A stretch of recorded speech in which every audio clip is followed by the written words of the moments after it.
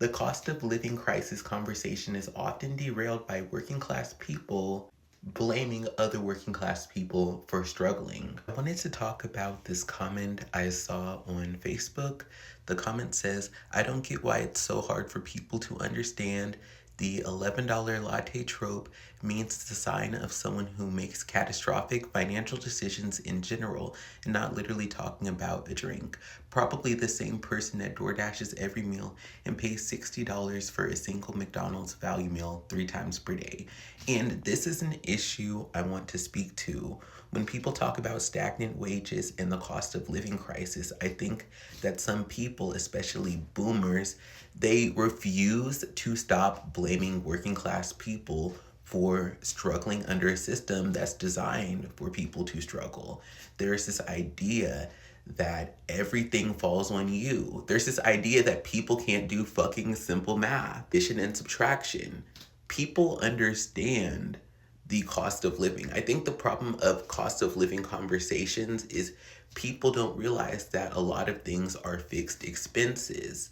So if somebody's having to pay a certain amount of rent for healthcare, if people are having to pay a certain amount for medications, those things are things that cannot change. Those are non-negotiable, and those are going up.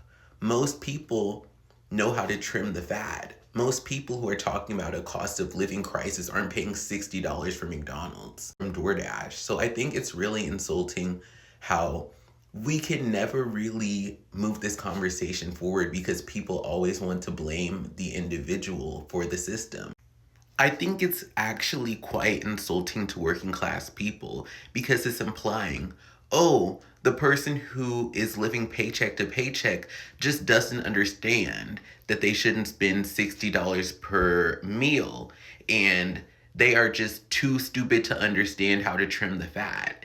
And again, it's a misdirection because the problem is the stagnant wages. How is it that these companies are making billions of dollars and their employees are struggling?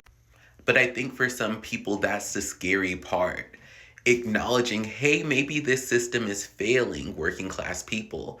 Because I think there's this fear. There's this fear of, wait a second, if trimming the fat doesn't work, if the old script of just going without doesn't work, what else can you do?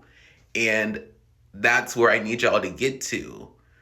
If we can all acknowledge that people are already trimming the fat, people are already going without, people are already living with roommates, staying at home, living with parents. If we can acknowledge that, and we can acknowledge that it's not just frivolous spending, we can get to the real root of the problem.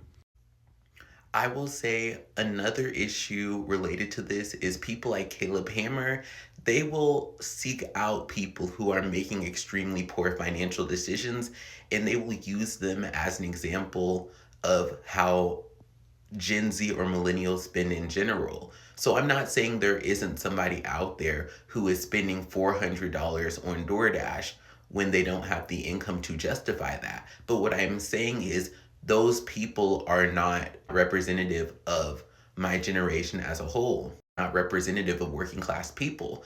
But what you have to understand with people like Caleb Hammer is their content pushes for this hard work works, budgeting works, being smart works. And that only works if you point out the people doing the bad thing. Because if you point to the people who are struggling under the system while doing all the right actions, that takes away from the narrative of hard work and smart decisions and going without being the answer.